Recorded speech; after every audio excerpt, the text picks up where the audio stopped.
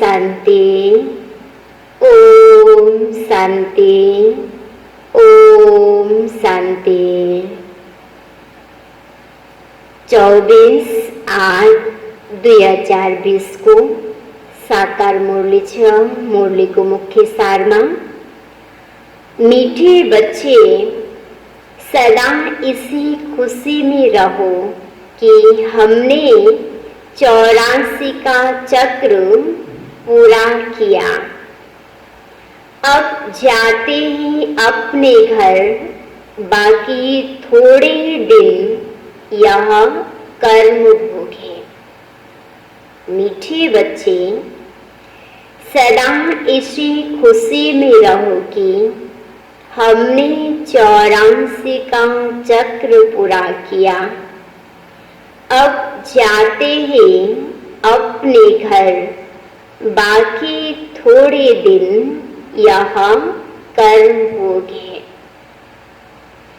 आज बाबाले सार में भन्नुभयो कि हामी हरेक सदा खुशी रहनु छ। कुन कुरा चिंतन गरेर कि अब मेरो घर जाने को समय आयो, 84 जन्म को चक्र पूरा हुँदैछ। केही समयको लागि मात्रै अब मलाई यो संसारमा यो शरीरसित कर्मभोग चुक्त गर्नु छ। कर्मभोग चुक्त भएपछि अब म यो संसारबाट जानियो, केही समयको पाहुना मात्रै हुँ। यस्तो कुरालाई स्मरण गरेर बाबाले भन्नुहुन्छ सदा तिमी खुसीमा रहो। प्रश्नमा छ, विकर्माजित बनने वाले बच्चों को विकर्मों से बचने के लिए किस बात पर बहुत ध्यान देना है? विकर्माजित बनने वाले बच्चों को विकर्मों से बचने के लिए किस बात पर बहुत ध्यान देना है? उत्तर में जो सर्व विकर्मों की जड़ देह अभिमान है, उस देह अभिमान में कभी ना आए, यह ध्यान रखना है। इसके लिए बार बार देही अभिमानी बन बाप को याद करना है। अच्छे और बुरे का फल जरूर मिलता है, अंत में विवेक खाता है। लेकिन इस जन्म के पापों के बोझ को हल्का करने के लिए बाप को सच सच सुनाना है।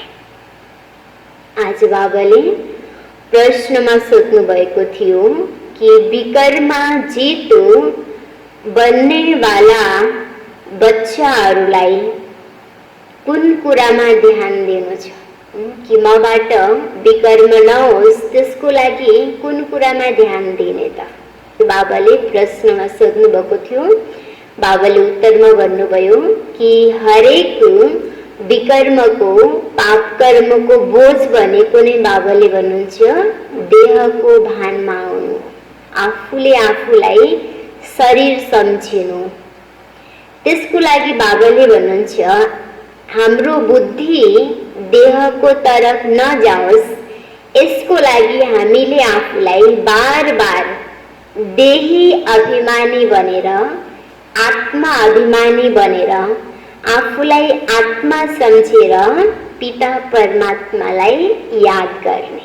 जति आत्माको स्मरण रहन्छ त्यति बाबाले भन्नुहुन्छ देहबाट हाम्रो बुद्धि हट्दै जान्छ र राम्रो र नराम्रो हरेक कर्मको फल हामीलाई मिल्ने हो।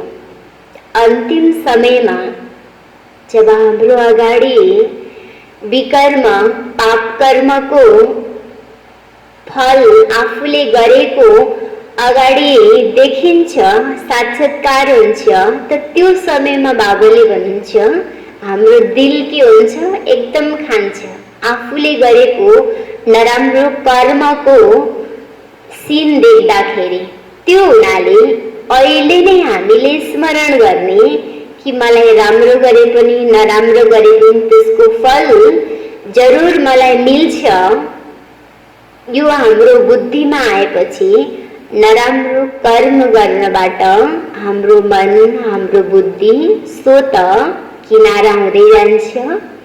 र यति गर्दा गर्दै पनि अगर कारणवश कुनै न कुनै नराम्रो कर्म, पाप कर्म भइहाल्छ त हामीले एकदम भगवानलाई साक्षी राखेर नछिपाइकन बाबाले भन्नुहुन्छ मलाई सुनाऊ, ताकि अगाडिको लागि ध्यान होस्, अटेन्सन होस्। यो पनि नै आज पनि सुनायो, फेरि भोलि त्यही नराम्रो कर्म दोहोरिन्छ, फेरि भोलि पनि सुनायो, पर्सि पनि दोहोरिने नै। एकपटक हाम्रो द्वारा कुनै गल्ती हुन्छ, एकपटक हामीले बताउने भएको त भइहाल्यो, त्यो त मिट्दैन, कम पनि हुँदैन। तर बताउनुमा न अगाडिको लागि ध्यान होस् कि मबाट कुनै पनि पाप कर्म नदोहोरियोस्। यसको लागि बाबाले हामीलाई सावधानी दिनको लागि, शिक्षाको लागि भन्नुहुन्छ भएको बताऊ, अगाडिको लागि ध्यान राख, त्यो कर्म हाम्रो द्वारा नदोहोरियोस्। ओम शांति। बढ़ती बड़ी मंजिल ही याद की, बहुतों को सिर्फ सुनाने का शौक रहता है। सबैभन्दा ठुलो मन्जिल भनेको नै के हो त? याद, बाबालाई याद गर्ने। त बाबाले आज भन्नुभयो कई बच्चाहरूमा यादतिर ध्यान हुँदैन, सिर्फ ज्ञान सुनाउनेतिर मात्रै के हुन्छ, शौक, इन्ट्रेस्ट हुन्छ। त बाबाले भन्नुहुन्छ ज्ञान पनि हाम्रो जीवनमा धारणा हुने विधि भनेको नै याद हो। त्यो हुनाले यादलाई हामीले विशेष ध्यान दिएर विधिपूर्वक हामीले याद पनि गर्नु छ। ज्ञान को समझाना तो बहुत सहज है, 84 के चक्र को समझना है, सुदर्शन चक्रधारी बनना है, जास्ती कुछ नहीं है। तुम बच्चे समझते हो हम सब सुदर्शन चक्रधारी। स्वदर्शन चक्र से कोई का गला नहीं कटता है। स्वदर्शन बाबाले भन्नुहुन्छ सुदर्शन चक्र भनेको कुनै हतियार, कुनै असुरलाई गला काट्ने होइन। असुर माना हामी भित्र भएको मनोविकृति र स्वदर्शन आत्माको स्मरण गर्ने, आत्माको स्मृति गर्ने। जति हामीलाई आत्मा स्मृति हुन्छ, आत्माको चक्र फिराउँछ, त्यति नै हामीले आफूमा भएको विकर्मलाई, पाप कर्मलाई हटाउन, काट्न सक्छौं। जैसे कृष्ण के लिए दिखाया है, अब यह लक्ष्मी नारायण विष्णु के 2 रूप है, क्या उनको सुदर्शन चक्र है? फिर कृष्ण को चक्र क्यों दिखाते हैं? एक मैगजीन निकालते हैं जिसमें कृष्ण को ऐसे बहुत चित्र दिखाते हैं। बाप तो आकर तुम्हें राजयोग सिखलाते हैं, न कि चक्र से असुरों का घात करते। असुर उनको कहा जाता है जिनका आसुरी स्वभाव हो, बाकी हे तो मनुष्य ही। असुर भनेको पनि, देवता भनेको पनि मानव त मानव हो। तर बाबाले भन्नुहुन्छ असुर भनेको दुख दिने कर्म को प्रतीक हो। जसको कर्मले दूसरालाई दुख मिल्छ त्यो के भयो? असुर भयो। जसको कर्मले, जसको संस्कारले, बानी बेहोराले अरूलाई सुख मिल्छ भनेपछि त्यो देवता भयो। तब हामीले आफूलाई तुलना गर्ने कि मेरो संस्कार, मेरो बानी कस्तो छ। बाकी मनुष्य तो मनुष्य ही है ना। ऐसे में सुदर्शन चक्र से बैठ सबको मारते हैं। भक्ति मार्ग में क्या क्या चित्र बैठ बनाए हैं, रात दिन का फर्क है। तुम बच्चों को इस सृष्टि चक्र और सारे ड्रामा को जानना है, क्योंकि सब एक्टर्स है ना। हमें हरेकलाई सारा सृष्टि चक्र र ड्रामा को रहस्य स्पष्ट जान्नु छ। किन जान्ने त? किनकि बाबाले भन्नुहुन्छ हामी यो ड्रामामा खेल खेल्ने वाला, पाठ बजाउने वाला पाठधारी हो। खिलाडी भएर त्यो खेलको नियम नै थाहा छैन, रहस्य नै थाहा छैन भनेपछि खिलाडीको अर्थ नै भएन नि। त्यसकारण बाबा भन्नुहुन्छ हामी एक्टर हो, पाठधारी हो। त्यो हुनाले ड्रामाको हरेक रहस्य हामीलाई जान्नु आवश्यक छ। वहाँ हद के एक्टर्स तो ड्रामा को जानते हैं। यह बेहद का ड्रामा, इसमें डिटेल में नहीं समझ सकेंगे। वह तो 2 घंटे का ड्रामा होता है। डिटेल में पाठ जानते हैं। यह तो 84 जन्मों को जानना होता है। नहीं समझ सकेंगे, वह तो 2 घंटे का ड्रामा होता है। डिटेल में पाठ जानते हैं। यह तो 84 जन्म को जानना होता है। बेहद ड्रामा में हामी हरेक को पाठ 84 जन्म को छ। तो बाबाले भन्नुहुन्छ त्यो हदको ड्रामामा त 1-2 घण्टाको हुन्छ, तर यो बेहदमा 84 जन्मको पाठ हुने हुनाले विशेष त्यसलाई हामीले अध्ययन गर्छौं, मनन गर्छौं, तब बल्ल बाबाले भन्नुहुन्छ स्मरणमा आइ नै रहन्छ। बाबा ने समझाया है, मैं ब्रह्मा के रथ में प्रवेश करता हूँ। ब्रह्मा के भी 84 जन्मों की कहानी चाहिए। मनुष्यों की बुद्धि में यह बातें आ न सके। यह भी नहीं समझते कि 84 लाख जन्म है या 84 जन्म है। स्पष्ट छैन।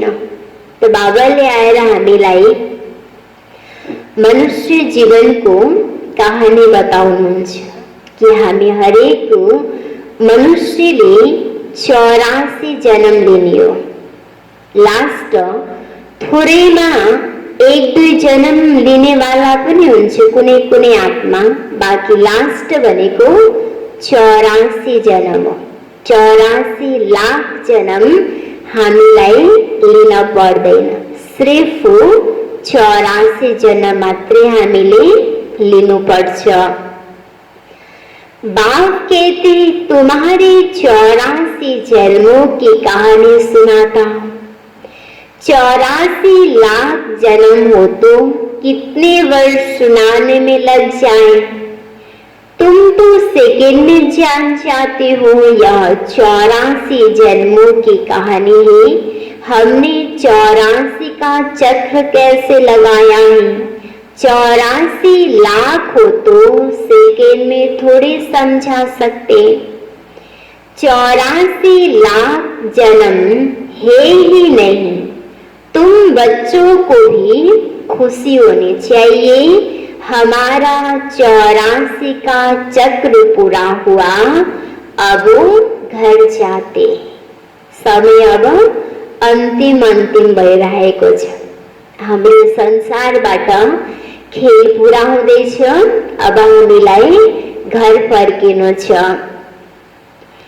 बाकी थोड़े दिन यह कर्म भोगी विकर्म वश हो कर्मातीत अवस्था कैसे हो जाए, इसके लिए यह युक्ति बताई। शिव बाबाले हामीलाई यो संसारमा आउँदा हामी जस्तो एकदम प्योर स्वच्छ थियौं, यहाँबाट जाँदा पनि त्यस्तै हामीले आफूलाई एकदम प्योर शुद्ध बनाउनु छ। त्यसको लागि बाबाले फेरि विधि बताउनुहुन्छ कि हामीमा रहेको जति पनि नराम्रो विकर्म छ त्यो विनाश हुने विधि भनेको बाबाको याद लियो। जति हामी योग लगाउँछौं, बाबालाई याद गर्छौं, त्यो यादको बलले हामीमा भएको विकर्म पाप कर्म नष्ट हुँदै जान्छ। अगर हुँदैन बच्छ त बाबाले भन्नुहुन्छ कर्म भोगको द्वारा पनि त चुक्तो गर्न पर्यो। जसरी भए पनि हामी पावन बन्नु नै छ, या यादको द्वारा या कर्म भोगको द्वारा। तो बाकी समझाते हैं इस जन्म में जो भी विकर्म किए हुए हैं वह लिख कर दो तो बोझ हल्का हो जाए। जन्म जन्मांतर के विकर्म तो कोई लिख ना सके, विकर्म तो होते आए। सबसे रावण राज्य, जब से रावण राज्य शुरू हुआ है तो कर्म विकर्म हो पड़ते। सतयुग में कर्म अकर्म होते हैं। भगवान बात तुमको कर्म अकर्म विकर्म की गति समझाता। शिव बाबाले आएर कर्मको रहस्यको बारेमा हामीलाई बताउनुहुन्छ। जब द्वापर युग सुरु भयो, हरेक मानवको विकारको वश भएर कर्म गर्न थाले। त्यो विकार विकृतिको वश भएर देहको भानमा आएर गरेको हरेक कर्म हाम्रो विकर्म बन्छ। जब हामी आफ्नो सुस्थितिमा आत्मिक स्वरूपमा रहेर परमात्माको यादमा श्रेष्ठ कर्म गर्छौं, त्यो कर्म हाम्रो श्रेष्ठ कर्म बन्छ। त्यसको फल पनि हामीलाई श्रेष्ठ नै प्राप्ति हुन्छ। बाँकी सतयुगमा जति पनि देवी देवताहरूको द्वारा कर्म हुन्छ, त्यो कर्मको पाप पुर्ने केही पनि हुँदैन। जुन कर्म बाबाले भन्नुहुन्छ अकर्म बन्छ, न विकर्म न श्रेष्ठ कर्म, अकर्म बन्छ। त्यसरी श्री बाबाले हामीलाई कर्मको रहस्यको बारेमा बताउनु भयो। विकर्माजित का संबंध लक्ष्मी नारायण से शुरू होता है। सीढ़ी में बड़ा क्लियर है। शास्त्रों में कोई यह बातें नहीं है। सूर्यवंशी चंद्रवंशी का राज भी तुम बच्चों ने समझा है कि हम ही थे। विराट रूप का चित्र भी बहुत बनाते हैं, परंतु अर्थ नहीं जानते। त्रिमूर्तिको चित्र बाबाले भन्नुहुन्छ भक्तिमा पनि त्रिकालदर्शी त्रिनेत्री भनेर पूजा त गर्यौं, तर त्यसको अर्थ नै हामीले सम्झेनौं नि। तैले आर्षि बाबाले त्यसको रहस्य बताउनु भयो। त्रिलोकीनाथ त्रिनेत्री शिव बाबा ज्योति स्वरूप परमात्मा र त्यो पिताले आएर संगमयुगमा 3 कर्तव्य गर्नुहुन्छ। ब्रह्मा शंकर विष्णु यो 3 देवताहरूको द्वारा 3 कर्तव्य गर्ने हुनाले उहाँलाई फेरि त्रिलोकीनाथ त्रिनेत्री त्रिकालदर्शी भनेर भनिन्छ। तीनै समयको ज्ञान देने वाला। अब देखो बाप बिगर कोई समझा नहीं सकती। इस ब्रह्मा के ऊपर भी कोई है ना जिसने सिखाया। अगर कोई गुरु ने सिखाया होता तो उस गुरु का सिर्फ एक शिष्य तो नहीं हो सकता। बाप कहते हैं, बच्चे तुम्हें पति से पावन, पावन से पति बनना ही है। यह भी ड्रामा में नोंध है। नया बाटो पुरानो, पुरानो बाटो नया बन्छ।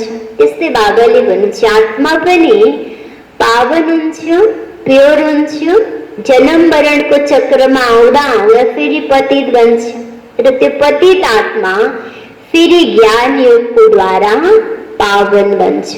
यसमा किन भन्ने कुनै क्वेसन नै छैन। नयाँबाट पुरानो, पुरानोबाट नयाँ, यसरी बाबाले भन्नुहुन्छ आत्माको पनि चक्र हुन्छ। यह भी ड्रामा में नोंध है, अनेक बार यह चक्र पास किया है, पास करते ही रहेंगे। यह तुम हो ऑलराउंड पाठधारी, आदि से अंत तक पाठ और कोई काहे नहीं। तुमको ही बाप समझाते हैं, फिर तुम यह भी समझते हो कि दूसरे धर्म वाले फलाने फलाने समय पर आते हैं। तुम्हारा तो ऑलराउंड पाठ है। क्रिश्चियन के लिए तो नहीं कहेंगे कि सतयुग में थे, वह तो द्वापर के भी बीच में आते हैं।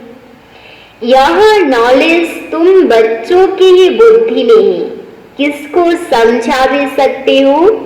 दूसरा कोई सृष्टि के आदि मध्य अंत को नहीं जानते, रचयिता को नहीं जानते, रचना को कैसे जानेंगे। बाबा ने समझाया है, जो राइटेस बात है वह छपा कर एरोप्लेन से सब जगह गिराने।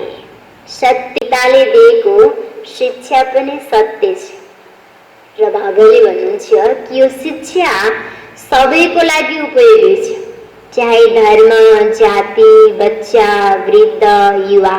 त्यो हुनाले यो सन्देश हामीले हरेकलाई पनि दिनु छ। यो हाम्रो कर्तव्य पनि हो कि पछि कसैले पनि उलाहना नदियोस्। भगवान धरतीमा आएर यत्रो विशाल कार्य गरेर वापस जाने बेला पनि भइसक्यो, मलाई त थाहा नै भएन। त्यसकारण आज बाबाले विशेष भन्नुभयो कि यो सन्देश हरेकलाई पुगोस्, उलाहना कसैले पनि नदिउन्। यसको लागि बाबाले भन्नुहुन्छ पर्चा गिराऊ। कहाँबाट? प्लेनबाट पर्चा गिराएर भए पनि सबैलाई सन्देश देऊ भनेर भन्नुहुन्छ। सब जगह गिरानी है, वहाँ पॉइंट्स अथवा टॉपिक बैठ लिखने चाहिए। बच्चे कहते काम नहीं है, बाबा कहते हैं यह सर्विस तो बहुत है। यहाँ एकांत में बैठ यह काम करो। जो भी बड़ी बड़ी संस्थाएं हैं, गीता पाठशालाएं आदि है, उन सबको जगाना है, सबको संदेश देना है। यह पुरुषोत्तम युग है। जो समझदार होंगे वह झट समझेंगे। जरूर संगम युग पर ही नई दुनिया की स्थापना और पुरानी दुनिया का विनाश होता है। सतयुग में पुरुषोत्तम मनुष्य होते हैं। यहाँ है आसुरी स्वभाव वाले पतित मनुष्य।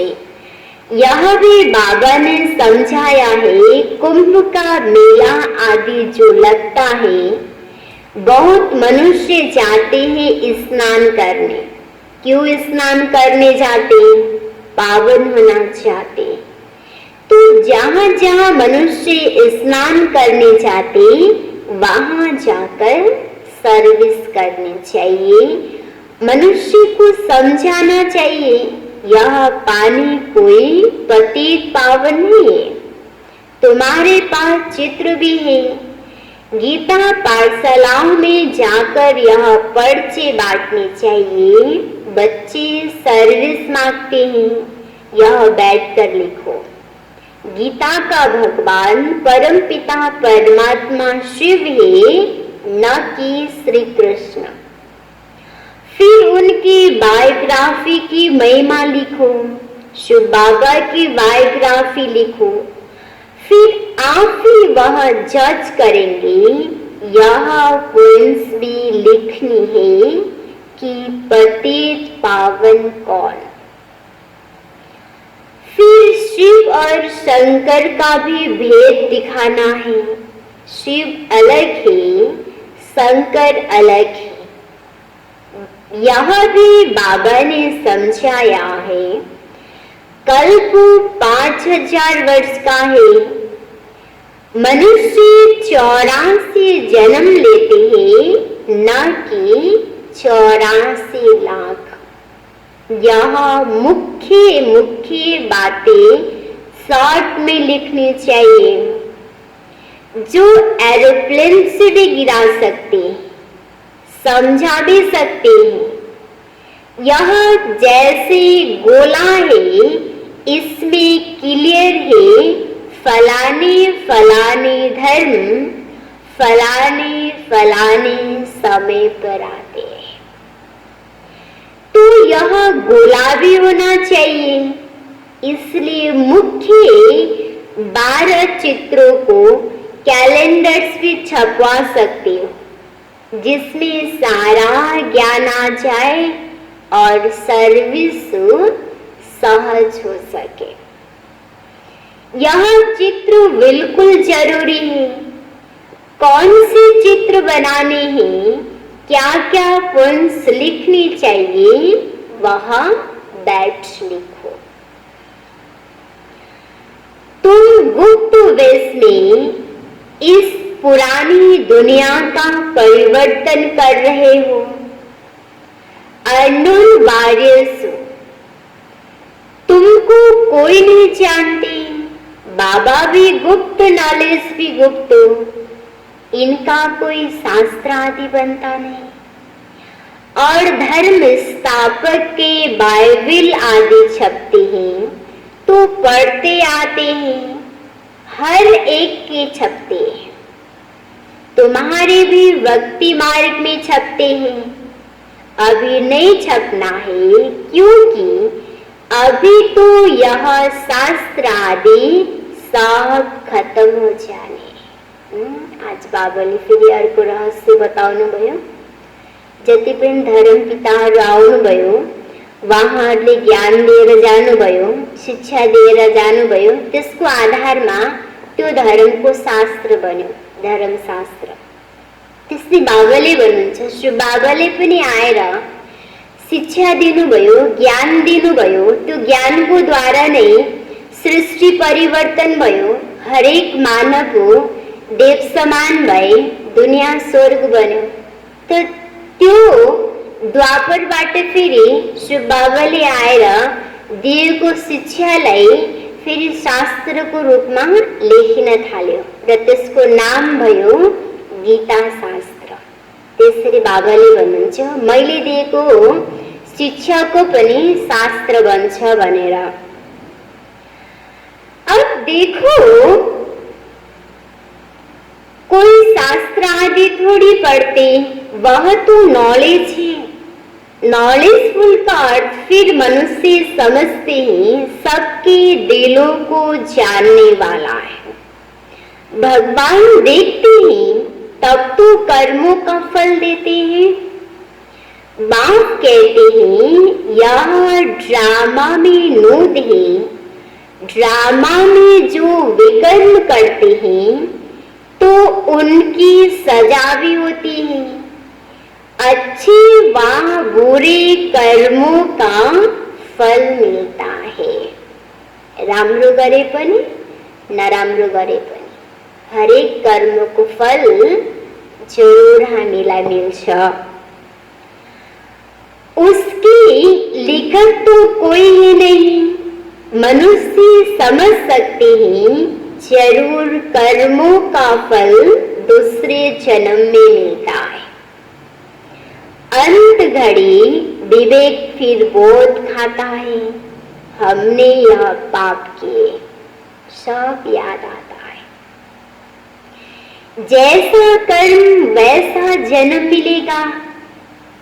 अभी तुम विकर्माजित बनते हो तो कोई भी ऐसा विकर्म नहीं करना है।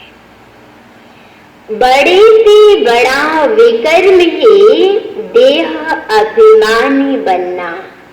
बाबा बार बार कहते देही अभिमानी बनो, बात को याद करो, पवित्र तो रहना ही है।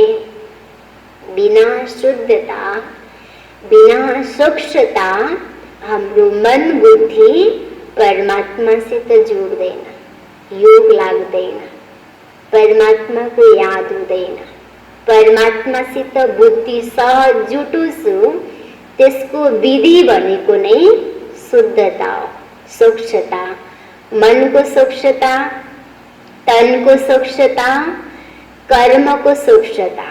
यसरी हामी पूर्ण शुद्ध बन्छौं तब बल्ल हामीले परमात्मालाई याद गर्न सक्छौं।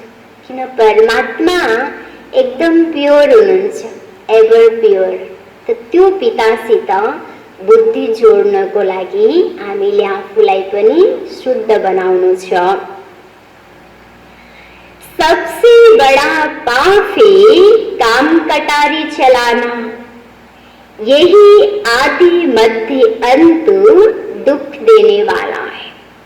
इसलिए सन्यासी भी कहते यह कागुष्टा समान सुख है। वहां दुख का नाम नहीं होता है, यहाँ दुख ही दुख है।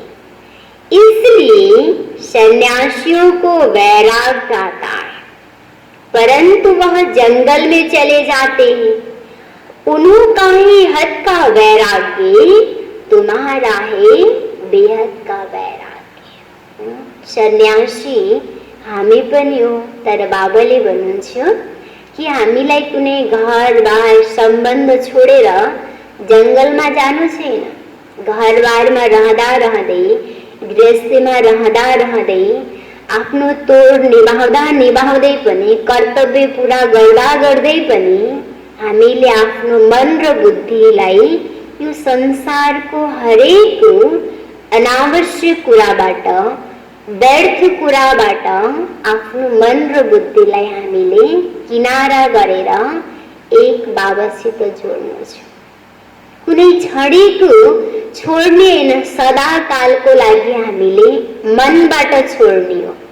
मन कुनै पनि नराम्रो कुराको प्रति, नराम्रो चिजको प्रति नजाओस्, त्यसको बार बार हाम्रो मनमा चिन्तन नचलोस्, ख्याल नआओस्। हाम्रो दृष्टि कसैको प्रति पनि नराम्रो नजाओस्, नराम्रो नदेखोस्। त यसरी हामीले सन्यास गर्ने हो।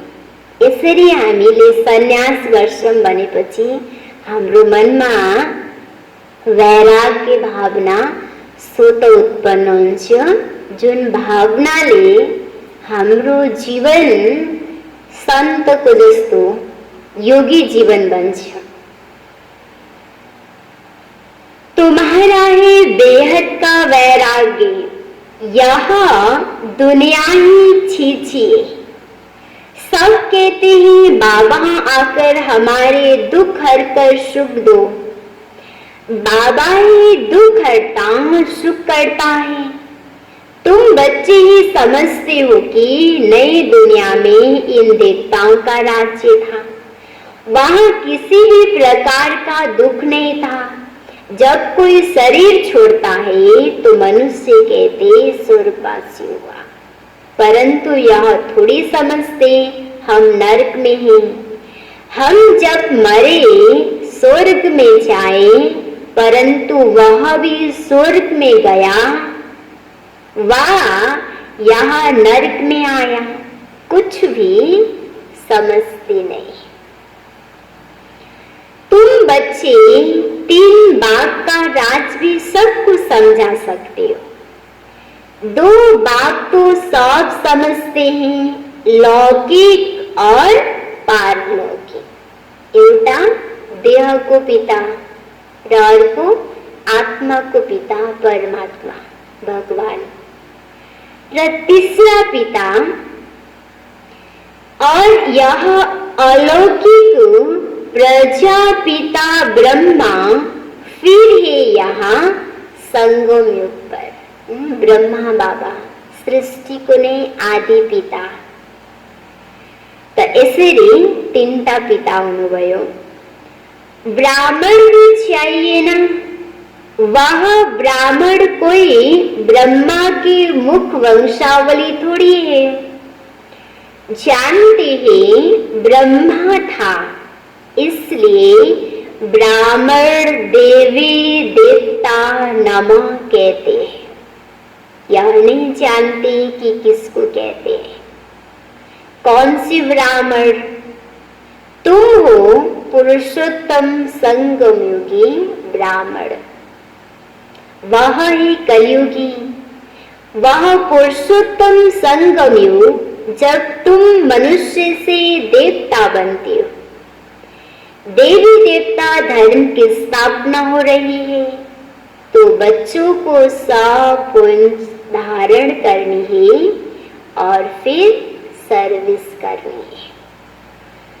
पूजा करने व श्राद्ध खाने पर ब्राह्मण लोग आते हैं, उनसे भी तुम चिट चैट कर सकते हो, तुमको सच्चा ब्राह्मण बना सकते हैं। अभी भादों का मास आता है, सभी पितरों को खिलाते हैं, वह भी युक्ति से करना चाहिए। यह तो कहेंगे कि ब्रह्मा कुमारियों के पास जाकर सब कुछ छोड़ दिया है। ऐसा कुछ नहीं करना है जिससे नाराज हो। युक्ति से तुम ज्ञान दे सकते हो। जरूर ब्राह्मण लोग आएंगे तब तो ज्ञान देंगे ना। इस मास में तुम ब्राह्मणों की बहुत सर्विस कर सकते हो। तुम ब्राह्मण तो प्रजापिता ब्रह्मा की औलाद हो। बताओ ब्राह्मण धर्म किसने स्थापन किया? तुम उन्हों का भी कल्याण कर सकते हो घर बैठे। जैसे अमरनाथ की यात्रा पर जाते हैं तो वे श्री को लिखत से इतना नहीं समझेंगे, वहां बैठ समझाना चाहिए। हम तुमको सच्ची अमर कथा की कथा हम तुमको सच्ची अमरनाथ की कथा सुनाए। अमरनाथ तो एक को ही कहा जाता है। अमरनाथ अर्थात जो अमरपुरी स्थापन करे, वह है सतयुग।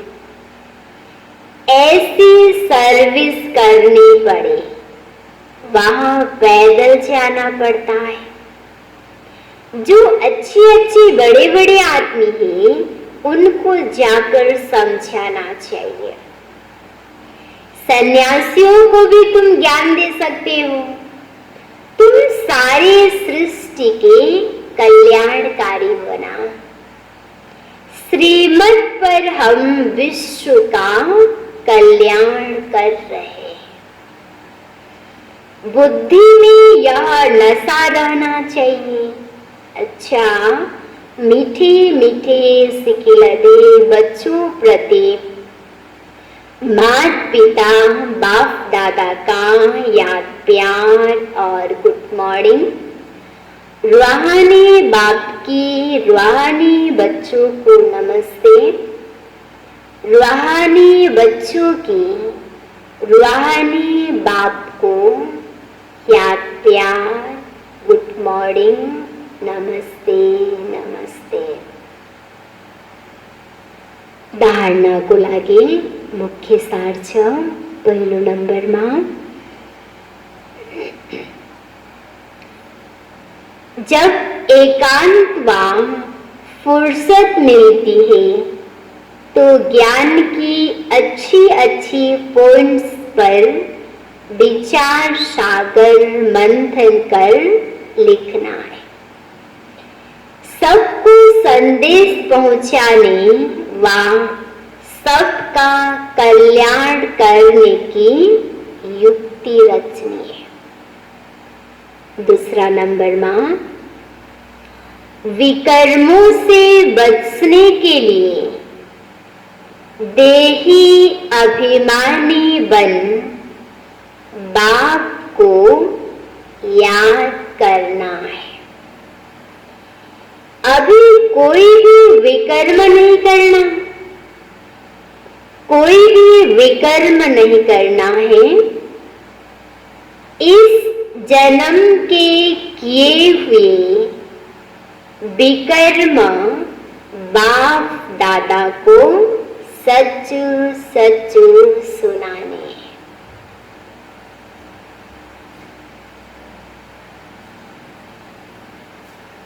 वरदान में छ संपन्नता द्वारा संतुष्टता का अनुभव करने वाले, संपन्नता द्वारा संतुष्टता का अनुभव करने वाले, सदा हर्षित विजयी भव। सदा हर्षित विजयी भव। संपन्नता द्वारा संतुष्टता का अनुभव करने वाले, सदा हर्षित विजयी भव। विस्तार में जो सर्व खजानों से संपन्न है वही सदा संतुष्ट है। संतुष्टता अर्थात संपन्नता। जैसे बाप संपन्न है इसलिए महिमा में सागर शब्द कहते हैं। ऐसे आप बच्चे भी मास्टर सागर अर्थात संपन्न बनो तो सदा खुशी में नाचते रहेंगे। जहाँ संपन्न ત્યાં બાબા બનવું છું, આમે ખુશી રહેવું છું। इस कारण आफूले आफूलाई हर हमेशा ज्ञान न गुणले संपन्न बनाउनु छ। अंदर खुशी के सिवाय और कुछ आ नहीं सकता। स्वयं संपन्न होने के कारण किसी से भी तंग नहीं होंगे। किसी भी प्रकार की उलझन या विघ्न एक खेल अनुभव होगा। समस्या मनोरंजन का साधन बन जाएगी। निश्चय बुद्धि होने के कारण सदा हर्षित और विजयी होंगे। सलुगन में छ नाजुक परिस्थितियों से घबराओ नहीं। नाजुक परिस्थितियों से घबराओ नहीं। उनसे पाठ पढ़कर स्वयं को परिपक्व बनाओ। उनसे पाठ पढ़कर स्वयं को परिपक्व बनाओ। नाजुक परिस्थितियों से घबराओ नहीं। उनसे पाठ पढ़कर स्वयं को परिपक्व बनाओ।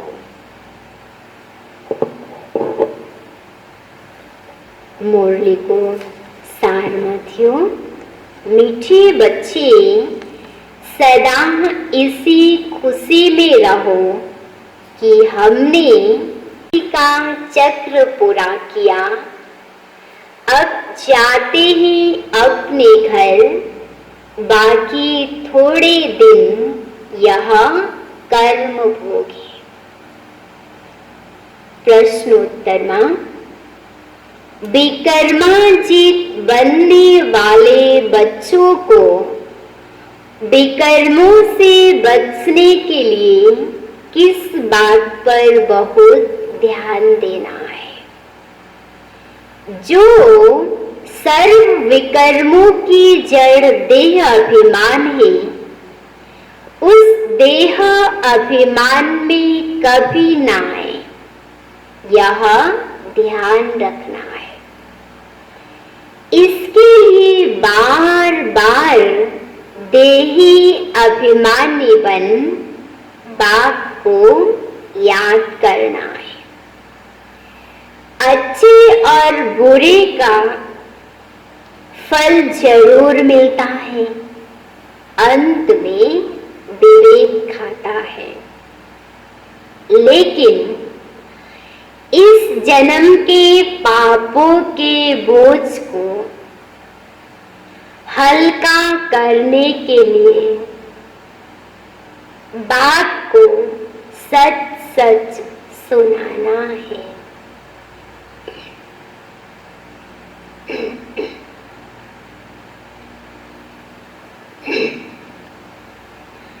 लेकिन इस जन्म के पापों के बोझ को हल्का करने के लिए बाप को सच सच सुनाना है।